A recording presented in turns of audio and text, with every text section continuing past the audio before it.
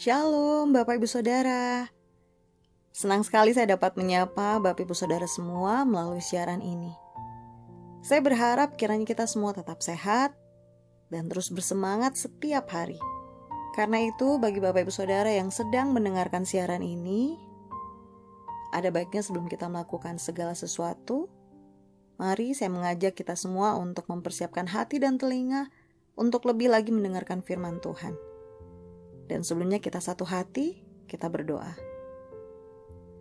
Bapa kami dalam kerajaan surga, kami mengucap syukur untuk saat ini, untuk hari yang Tuhan berikan. Tidak henti-hentinya kami mengagumi karya Tuhan dalam hidup kami. Semalam telah berlalu dan hari ini Kau jadikan menjadi hari yang penuh berkat bagi setiap kami. Sebab itu Bapa, sebelum kami menikmati segala berkat-Mu, kami mempersiapkan hati kami, telinga kami, untuk kebenaran firman-Mu, dan kami percaya setiap benih firman yang kami dengar itu menjadi benih yang tumbuh subur dalam hati kami, dan kami percaya Roh Kudus memampukan setiap kami untuk melakukan kebenaran firman-Mu. Berbicaralah Tuhan, kami siap mendengar, di dalam nama Yesus Kristus kami sudah berdoa dan mengucap syukur. Amin. Ayat bacaan kita pagi hari ini terambil dalam Amos 5 ayat ke-6.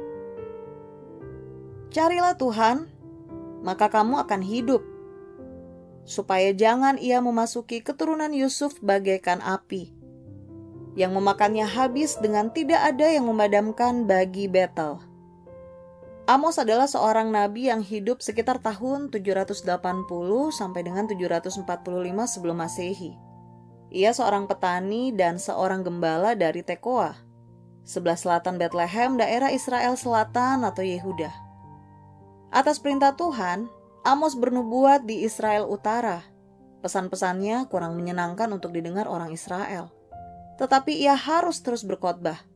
Tema pokok pemberitaannya adalah tentang dosa umat Allah dan keperluan mereka untuk bertobat.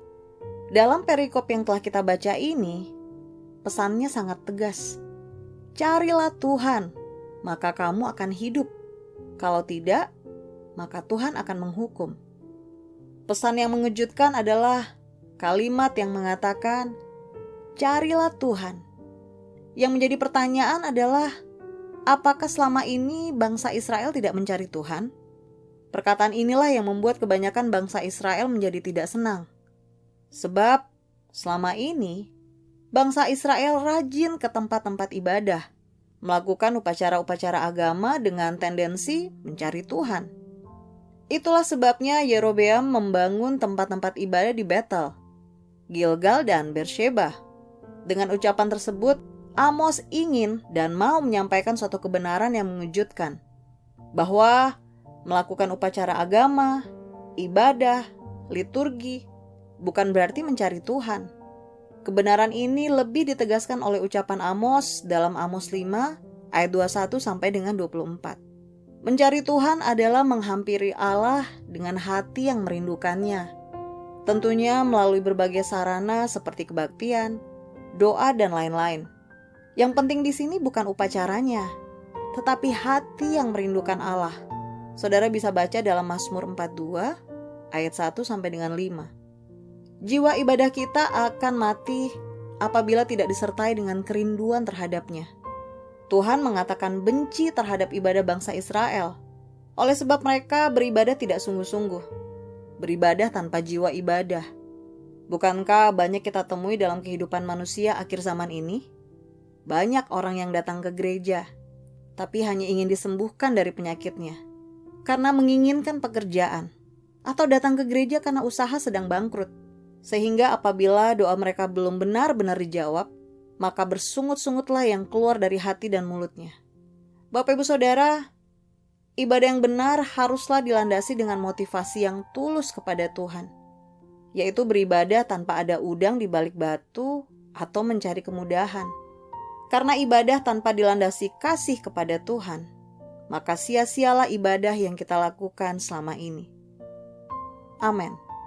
Saya berdoa kiranya renungan kali ini bisa menjadi berkat bagi setiap kita yang mendengar, dan terus mempercayai dan mau untuk melakukannya. Karena itu, sebelum kita melakukan segala rutinitas kita pagi hari ini, Mari kita sama-sama kembali melihat hidup kita. Apakah selama ini kita beribadah kepada Tuhan atau berdoa kepada Tuhan sudah dengan motivasi yang benar atau belum? Mari kita berdoa. Tuhan Yesus, terima kasih untuk firman-Mu yang sudah menegur setiap kami. Engkau yang lebih tahu apa yang ada dalam hati dan pikiran kami ketika kami datang mendekat kepadamu. Ketika kami datang di dalam doa-doa kami. Kami akui ya Tuhan, seringkali kami mencari Engkau hanya untuk menceritakan apa yang menjadi keluh kesah kami. Bahkan, mulai menuntut dengan segala permintaan-permintaan kami. Kami minta ampun ya Tuhan. Bahkan, ketika Engkau sudah menjawab setiap pergumulan kami beribadah hanya karena suatu rutinitas. Tapi pagi hari ini Tuhan mengingatkan kami bahwa Engkau Tuhan yang melihat hati. Tuhan tahu apa yang menjadi motivasi kami. Sebab itu Bapa, kami mau kembali kepada kebenaran-Mu, memandang fokus hanya kepada Tuhan yang menjadi sumber segala-galanya dalam kehidupan kami. Terima kasih ya Bapa. Minta pimpinan Tuhan untuk segala hal yang akan kami kerjakan hari ini. Terpujilah nama-Mu Tuhan. Demi Yesus Kristus, kami sudah berdoa. Amin. Selamat melakukan segala aktivitas hari ini Bapak Ibu. Jangan lupa untuk tetap menjaga kesehatan, tetap menjaga hati dan terus bersemangat. Tuhan Yesus memberkati.